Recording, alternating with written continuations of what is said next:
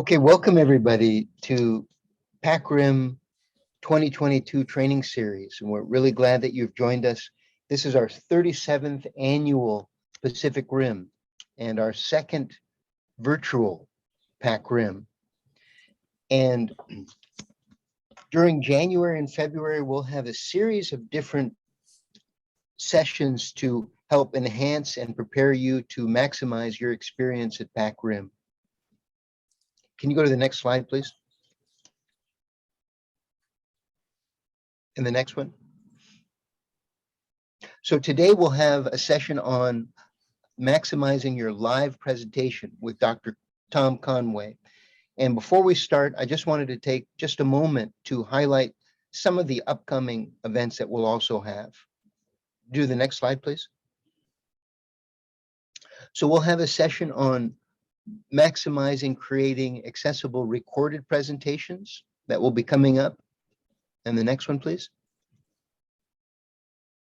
Also a session on creating posters for those of you who will be doing poster presentations. And the next slide. We'll have a session on conference proceedings. Anyone who's doing a live presentation will have the opportunity to have their work published in Review of Disability Studies. And we'll have a session to orient people on that. We'll also have a session on orientation for attendees, letting you know what you need to know to maximize your conference experience. And the next slide, please. We'll have an information session for volunteers focused on discussants and communication. And the next slide. Thank you. And also Zoom training for volunteers. And we'll also have some Q&A sessions as well on the various areas for presenters, volunteers, as well as attendees. So the next slide. So today, again, our session will be on live presentations with Dr. Tom Conway. Dr. Conway is the Director of Instruction and Training here at the Center on Disability Studies. And I want to welcome you all again. Thank you for joining us. And I'll turn it over to you, Tom. Thank you.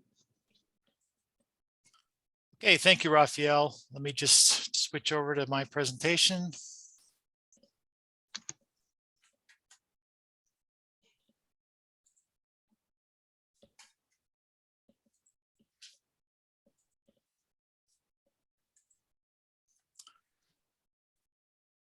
Okay, welcome everybody. This is the PAC-RIM Conference 2022 live presentations training. If you want to get all the slides for this, because they are somewhat text heavy, I do have a link down there. Maybe Raphael can put it into the chat.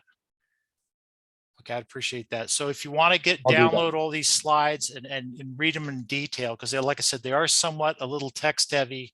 We want to give you all this information now so you can prepare for either your live presentation. And there's certain aspects of this you can also use if you're going to be doing a pre-recorded presentation. So for today's agenda, we're going to be following 5 different areas. First, we're going to talk about the conference virtual platform. We're going to go over some of the technical requirements you may need to do the live recording. We're going to talk about the session support that you'll be receiving. So when you enter into the Zoom room to give your presentation, there will be other people there. We want to let you know what to expect and how they will be assisting you. The next item will be the accessibility requirements. Since this is a conference on disability, we do want to follow Section 508, and we do have some certain guidelines we hope that everybody will be able to follow. Just so that you're aware of them and that you try to make some effort to follow them. We appreciate it. Next, will be the timeline for submitting everything and what will be happening over the next 6 weeks. Okay, for this year's conference, we're doing it on a platform called Cvent. It's a very comprehensive and elaborate virtual conference platform. When you do get accepted into the conference as a presenter into the conference, You'll be given a web page to upload your conference materials. It can be called a Speaker Resources Center. Just so you know, you will have to be invited to it. So you should get an email saying this will be your room. This is how you enter it. Several other things that will be available to this room. You'll be able to upload your presentation materials. This is not just your recorded session or your slides, but you can also have other exterior materials you may want to add on, documents, so forth, that you may think will enhance your presentation. Another feature of this Speaker Resources Center is you'll be able to review upcoming tasks to be completed. So let's say you get in there and you'll be reminded of things that you will need to do, such as when your session is, when all the conference materials are due, other things that may come up. We'll be having a mobile app with the conference, so you'll be able to know that. So you'll be able to get most of your information from this center, as opposed to like waiting for emails to come in. You'll also be able to update your conference profile. So this will give you a chance this is optional, I want to point out. You can put up your contact information, information about yourself, a short bio, photo. You're not required to do it, but just so you know, you will have that option, and you can go back and forth and set it up and update it. The last thing here we have is probably the most important one, is you'll be able to view your session times. So when you go into it, you'll be able to know exactly when your session is beginning. It'll all be just since everyone here is from somewhere else, just remember everything's going to be in Hawaiian Standard Time. So when you're looking and trying to figure out what your time is, just be very aware that it's going to be Hawaii time, not anyone else. So just be conscious of that. I don't know if there's a translator inside the program, but just want to really emphasize that, particularly for you folks that may be ahead, such as Australia. Just so you know, I think it's a different day. So anyway, that's going to be for the conference platform, and expect an email inviting you into it. Okay, so now we're going to go over the technical requirements. These are just things for you to be aware of. We need to have you log in early. So if your conference starts at, let's say 10, we hope you can log in 10 minutes before that, say at 9:50, before your start time. This will give you time to be acquainted with the other people who will be assisting you with doing your presentation. So you will not be alone by yourself, just there trying to get the presentation up and going. We will have some other people involved in your presentation. Just be aware that the length of the presentation is approximately 40 to 45 minutes. So please be respectful of attendees' time. So to make sure you start and end up on time, we really, this is what we have below here. It's only a suggestion. Just so you fit into the 45-minute time frame, you'll be fine. But one thing we might want to consider doing is expect to have like a 2-minute welcome introduction by the session discussant. Then you have about 30 to 35 minutes to present your content. You can have about maybe 10 minutes for questions and discussion, and then expect about maybe 1 minute for a closing by the session discussant to sort of closing off the session. So I also want you to know that all the sessions will be recorded, and we will be storing them for future reference. The video chat program that we're going to be using is Zoom Pro. If you're not familiar with Zoom Pro, we really recommend you sort of get familiarized with it. We have a couple of websites here that you can go through tutorials on how to do it. So I would highly recommend, if you can get a pro account for at least maybe during the conference, and then you could cancel it afterwards, that'd be fine. The only reason is you're still going to have to log in with your account, even though it'll be run by the conference Zoom account. You're still going to have to get in there. So if you have all the features and are familiar with them, it'll probably help you out when you're giving your presentation. Another key one we have, another link here, is how to make the Zoom accessibility features. So once again, we are striving to be Section 508 compliant. There are certain things in there that are going to make your session more accessible than not. Just so you know, most sessions that I've seen, Zoom ones, are not very accessible. So just keep that in mind. You know, we are a conference on disability, so we want to keep the thing as accessible as possible. I'm going to be going to the next slide. Okay, so this is a continuation of some of the technical requirements or suggestions. For a Zoom background, you may want to either choose a neutral background. In other words, you probably don't want to have a lot of things going on in the background. Either just do a real neutral one, like just a solid color.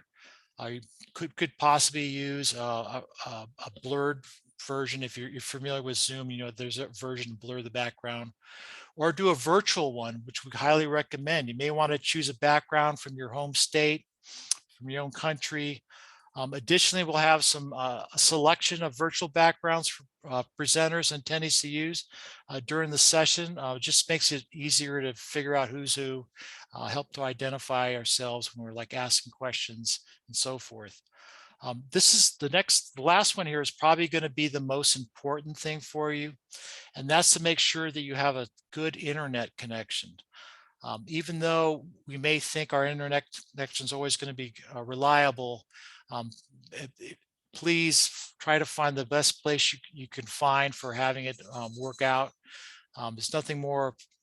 I mean, I've done it myself where I've been in a meeting and my internet connection started fading out. So if you can just find the best one for your session, that would, especially for the live ones, that would really help out. We understand that things go wrong. Just so you know, I've been giving presentations and my internet connection just about died. If it does, if somehow you get disconnected, just try and just reconnect as soon as you can. So don't panic about it. Just reconnect. Like I said, we understand. We've all been there before. Okay, so what kind of support can you expect during your session? When you log on 10 minutes early, there will be a Zoom host and co-host who will start everything, start and end the Zoom session. So you are not going to be required to start the session or stop it. You just basically need to show up. Just so you know that there are people who are going to be doing it. They're also going to be turning on the auto captions. They also make presenters the co-host of the presentation. So that's why I was suggesting you may want to get the pro, at least get access to a pro version. It's not required, but if you do have access to a pro version, it's going to make it a lot easier to share screens and do a few other things. Also remember that a lot of the basic accounts only have like a 45-minute limit on it. So just keep those things in mind. The other thing, the co-host, the Zoom host, like I said, it's going to be someone from the conference. They'll be able to turn on a spotlight features on speakers. So what this does is that we sort of pin you, if you want to have your face shown in the recording or on the screen for people to see. This will make it so you don't go in and out. So picture will always be on there. And also if you require breakout rooms, they will also be able to initiate the breakout rooms and probably do all the assignments for the participants or attendees who are viewing your presentation. Okay, the next person who's going to be involved in your live presentation is session discussant or a session communications facilitator. These are probably about the same thing. They're just going to deliver a short welcome to introduce you to the sessions, what your sessions, what the topic is. And then also, if you, like I said, this is optional. You don't have to do the Q&A afterwards, but if you do, they will facilitate the 15 to 10-minute question and answer session, and also do the closing remarks. So they'll also monitor the chat communications, so you don't have to sit there and be concerned about what's going through the chat. So if somebody has questions or things, and you'd prefer doing all the questions and answers at the end, that they will make sure that the questions get asked during the Q&A session at the end. So just be aware that you're not going to be required to go through and start trying to monitor the chat, what's going on in that. They will read out loud what is being said during the Q&A. And they'll also try and conduct as much technical support as possible. we don't, this, a lot of times there are challenges with particularly how the screens come up. So you will not be expected to do any sort of technical things unless yours goes out. Then just go ahead, like I said, once again, reconnect. For each one of the presentations, we are going to have a sign language interpreter. There will be somebody, there'll be two of them probably, who will be on there, and they will be highlighted on the Zoom window. Just so you know, the ASL is all going to be an American Sign Language, so just be aware of that. They will also be signing everything that's being said, so just be conscious of that too. So if you practice your presentation, it's probably a good idea. And if you have keywords, if you can give the slides out early, or maybe a list of terminology that maybe you're going to be using that may be unique. If you can do that beforehand, then the ASL interpreters can take a look at it and make sure that they can sign it correctly and accurately. Because a lot of times they have to improvise on certain words that may not necessarily be common in the English language. So be aware of that. If you can, if in addition to having your slides ready, if you can have some sort of list of the vocabulary, like I said, that may be unique to your presentation, we would really appreciate it. It will make the ASL interpretation a lot clearer, and will definitely benefit you during the presentation and also for the recorded session. So last, we're also going to be having a live captioner. Even though there is the feature within Zoom called live transcription, we're also going to be inviting live captioners because they tend to be a little bit more accurate. Just be aware that they will be doing open captioning during your talk. They will be typing everything that you say. Okay, now I'm just going to go over some brief Excel accessibility requirements. These are largely for your slides. When you're making your slide presentation, I'm assuming you're making a slide presentation. You know, just most people do. If not, then that's fine. I'm just going to let you know what they are. Try to use the largest font you can for easy readability. So we recommend doing at least a size 14 or larger font. I would recommend using a sans serif font. It's not on this list, but as opposed to a serif font like Times Roman, the sans serif fonts are typically easier to read on a slide. Be also aware, next is about the color combinations. Be aware that color combinations, the higher the contrast, the better. So if you look at the screen that's behind me at the moment, the wording behind me is very low contrast. You can't probably barely read it. In fact, the lower the contrast may not even show up on somebody's monitor. So just be aware that just because your monitor can distinguish everything, others people's may not. They also may be using another device, a smaller device, such as a mobile phone or an iPad or one of these other devices that may not have the same clarity or the same resolution. So the higher contrast for a color combination, the better.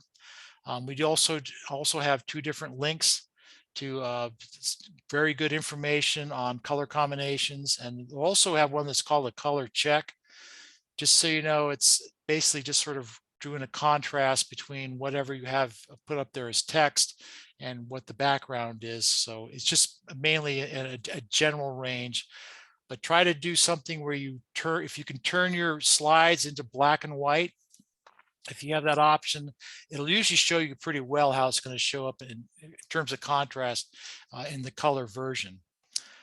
Okay, the third thing here is if you can share your final slides in the Cvent Speaker Resources Center. This is the one where you're going to be sent a link. So you'll have your own individual room.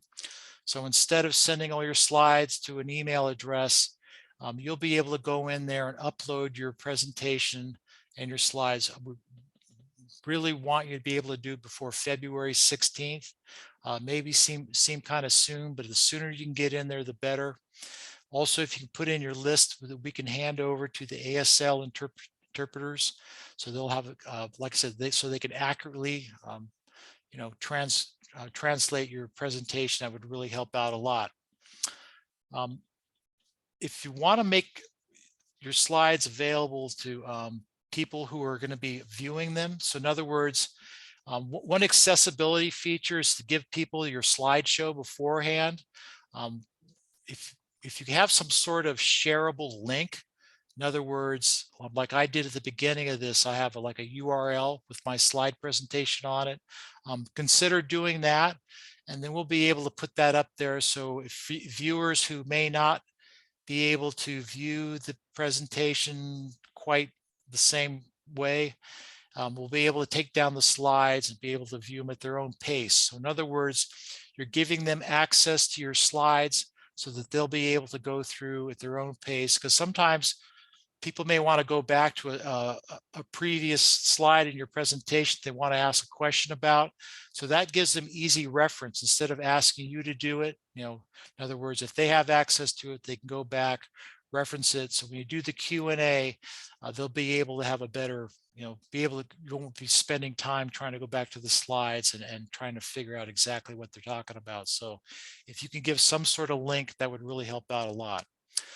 If you do a link, if any of you are familiar with Google Drive or a lot of shared cloud space drives, they usually have very long URLs.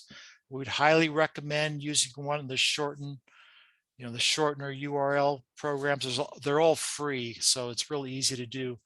Your institution may have one, ours does. Bitly's good. It's a few other ones.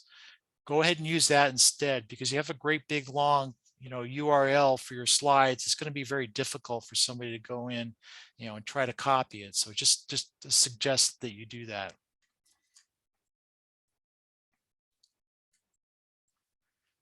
Okay, now for when you're actually, before you present, we highly recommend that you use a wired microphone for the highest quality. If you're familiar with doing lots of presentations, do whatever works for you best. But just be aware that like if you know, I don't know if you notice this, but I use like a headset. The main reason is we're always not aware of external sounds that may be coming in. It also gives us a better chance to hear what's being said. A lot of times sounds can be picked up, particularly if you're using like a laptop and you're using their internal microphone. They can pick up sounds that necessarily you're not hearing. I've sat in sessions where there was a ceiling fan going on.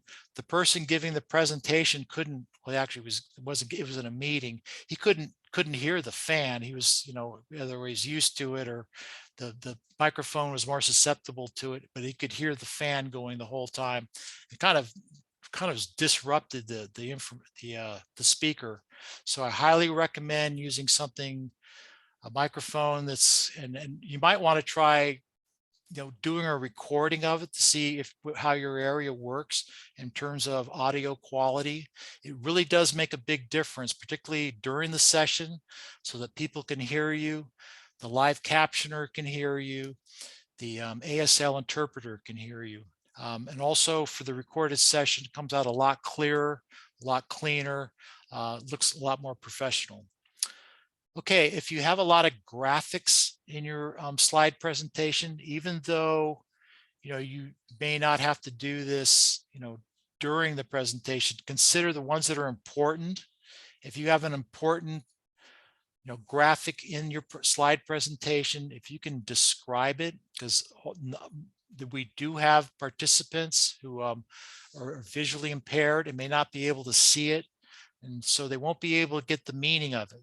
So if you have something, whether it's a graph, if you have someone showing something in an activity, if you can just do a brief description of it, it doesn't have to be highly detailed, but you have some kind of information you're trying to relay in the graphic or the photograph. If you could just do the important information, just say, well, we have a graphic up here, describing whatever activity it is. Just, you don't have to go into like what color shirt people are wearing, anything like that. Just sort of the basic, what are the key points that you are trying to convey into the presentation? Okay. And third, we really encourage you to speak clearly in a good pace. That's why I would recommend just even probably doing a practice where you record it. A lot of times we're very unaware, including myself, we're unaware of how quickly we speak, particularly when we're giving a live presentation. it's real easy to start wanting to get it over with, start going too fast, and just sort of keep a good pace. If you look at yourself after being recorded, you may want to either slow it down. Typically, it's slowing it down, but don't overdo it. I mean, you want to sound natural as possible too. So it's just a good idea to keep that in mind. And like I said, if you do a recording of yourself beforehand, it's probably a good idea. So the other thing here, just a reminder to keep with making our conference accessible and keeping with the US Section 508 requirements. Every single presentation will be captioned by a third-party professional. So that means someone's typing everything you say. So just remember that they're not there to edit whatever you're saying. Just so you know, you will have the opportunity to go back over the recorded one and possibly take out things if you're really unhappy about it. But anyway, just sort of keep that in mind, that there is going to be a live captioner there. So as you go through your presentation, just be mindful of that. Also, we will be having an American Sign Language interpreter from another third-party professional. That means they too will be signing everything that you're saying. That's why having that vocabulary list beforehand will really help them out, not only with the sign language interpreters, but also with the live captioners, because a lot of times, we may be using words that people are not familiar with, terminology people are not familiar with, or using words in a way that are not typically used in common speech. So just keep that in mind when you're making that list. Like I said, it's a good idea to go through your presentation, practice it, and sort of figure out what things you want people to know. Because a lot of people will be relying on these live captioners and also the sign language interpreters. Okay, this is sort of just a brief, somewhat brief outline of when everything's going to be due. So I think the accepted you should be notified by the end of the week if your presentation's been accepted and what category you may be in. That may take a couple extra days, but once you've been accepted, you will be told whether you'll be live, whether you will be recorded or put into the poster session. Just so you know, just for the poster session, there will be 2 times the first day that we're dedicating just for people to give their poster sessions. So it won't be just an extraneous link somewhere into the abyss. You will have a time to present during the conference, the live conference, for your poster sessions to be displayed. I think the presenter registrations are due a week afterwards. Then the live presentation and slide materials are going to be due. That's part of the resource center that you will be sent the invite to, and you'll have your room. So you'll have time to go back. You can upload it. If you want changes, you can go back and upload it again. We really would appreciate getting them as soon as possible. That way we can distribute it off to the ASL interpreters and also to the live captioners. Okay, now, does anybody have any questions? Dr. Tom, can you put the link back into the chat for all this information that you posted on the first slide, please? Yes. Thank you. I'll go ahead and post that. Okay, Raphael's going to post it in there. If something doesn't come out right, please feel free to contact us. So like I said, all these slides are very text heavy, so I don't expect you to retain all that. I couldn't. So anyway, just go ahead. If you can use that link, and you should be able to download it. I published it to the web, so you should be able to, anybody should be able to download the. Okay, any other questions? Where can we just, because I can access stuff from a chat, but sometimes it's easier just to go to the website sort of on my own time and get it. Where can we find the slides? That's a good question. If you could email me directly, I will email you back the link. Okay, and what's your email address? Okay, email is tconway, CONWAY @ hawaii.edu. That's pretty easy. tconway @ hawaii.edu. Yes, and if you don't hear something back, go ahead and email back the conference, and they'll get in contact with me so you can get the access to the slides. All right. Well, thank you so much, Tom. I appreciate it. And I just put in the main conference site there as well, Tom, where things will be posted. Okay, did you put in the link to it? I Raphael? did. Okay, I did. great, thanks, appreciate it.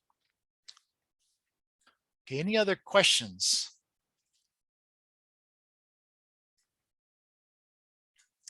Okay, if you do have, if you have questions later on, something you can think of, please feel free to contact us and we'll be happy to accommodate you and send you any sort of information or give you any advice. Once again, we really do appreciate you attending our conference, and we really look forward to seeing you at PACRIM 2022. Thank you. Thanks, everyone. Thank you.